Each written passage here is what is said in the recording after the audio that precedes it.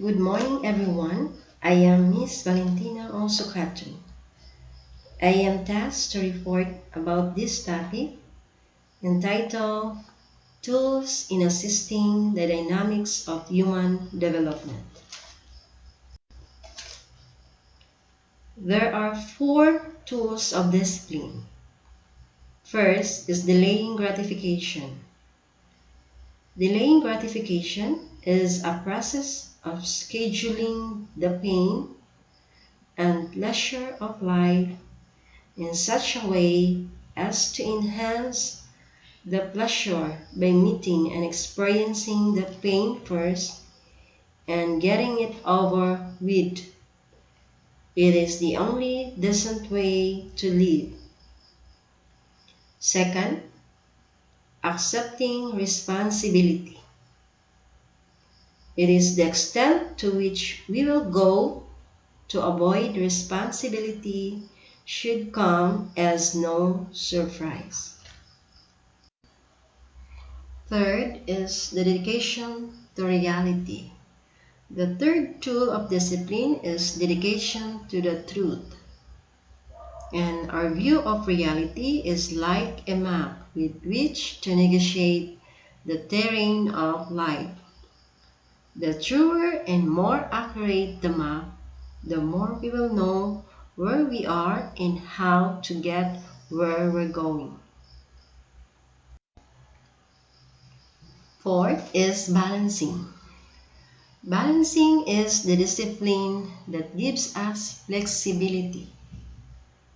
To a greater or lesser degree, all people suffer from inadequacies of their flexible response systems.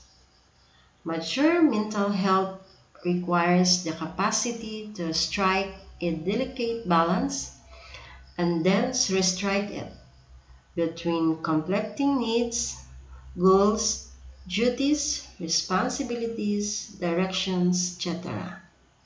And the essence of this discipline of balancing is giving up. It is a discipline precisely because the act of giving something up is painful. In its major forms, giving up is the most painful of human experiences. Counseling and psychotherapy. Counseling is a method of understanding and helping people who have technical, personal, and emotional or adjustment problems that usually has emotional contents that an employee with the objective of reducing it so that performance is maintained at adequate level or even improve upon. Psychotherapy is a type of therapy used to treat emotional problems and mental health conditions. Types of psychotherapy. Psychodynamic or psychoanalytic psychotherapy is a psychoanalytic therapist will encourage you to say whatever is going through your mind. This will help you become aware of hidden meanings or patterns in what you do or say that may be contributing to your problems. Second is a cognitive behavioral therapy or CBT, a form of psychotherapy that examines how beliefs and thoughts are linked to behavior and feelings. It teaches skills that retrain your behavior and style of thinking to help you deal with stressful situations. Next is cognitive analytical therapy or CAT. Uses methods from both psychodynamic psychotherapy and CBT to work out how your behavior causes problems and how to improve it through self-help and experimentation. Next is interpersonal psychotherapy or IPT. Looks at the way an illness can be triggered by events involving relationships with others, such as bereavements, disputes, or relocation. It helps you cope with the feelings involved, as well as work out coping strategies.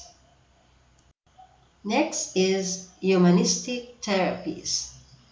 Encourage you to think about yourself more positively and aim to improve your self-awareness. Next is family and couple or systemic therapy. A therapy with other members of your family that aims to help you work out problems together. And features of a counseling. A counseling is interviewing the person being counseled and helping to solve his problems through a human approach of sharing and guidance. Counseling is sitting down in a private setting for an open discussion with an employee. Sometimes it is to pay a sincere compliment, or sometimes it is to solve a problem that is hurting productivity or effectiveness. Sometimes it is because an employee violated your discipline line and you need to talk about improvement in his or her behavior. It is communicating one-to-one in private. It is interviewing, or it's a two-way dialogue and not one-way sermonizing or advising. It is encouraging the other person to talk about himself so that the problem and its reason emerge clearly and solutions can be worked out. And in an organization, counseling can be done by the team leader, supervisor, or manager, or one can seek the expertise and assistance of an in-house or external professional counselor. Situations that call for counseling in an organization. Given below is a partial indicative list of situations that call for a counseling from a superior to his subordinate. And next is when an employee violates your standards. Next is when an employee is consistently late or absent. And when an employee's productivity is down. Next is when one employee behaves in such a way that productivity of others is negatively affected. And next is when two employees have a conflict that is becoming public and it is affecting the work. Next is when you want to compliment an individual and when you want to delegate a new task. The counseling process normally consists of the following stages. First is initiating. This involves developing mutual understanding, openness, and acceptance between counselor and counsel. This rapport building is essential to initiate the counseling. Next is exploration. This involves understanding with the help of the counseling and the counselee's own situation, his feelings, his strengths and weaknesses, his problems and needs. Next is formulation of action plan. This involves exploring possible solutions and formulating action plan for implementing them to make the counselee the normal. And that's the end of my report. Thank you and God bless.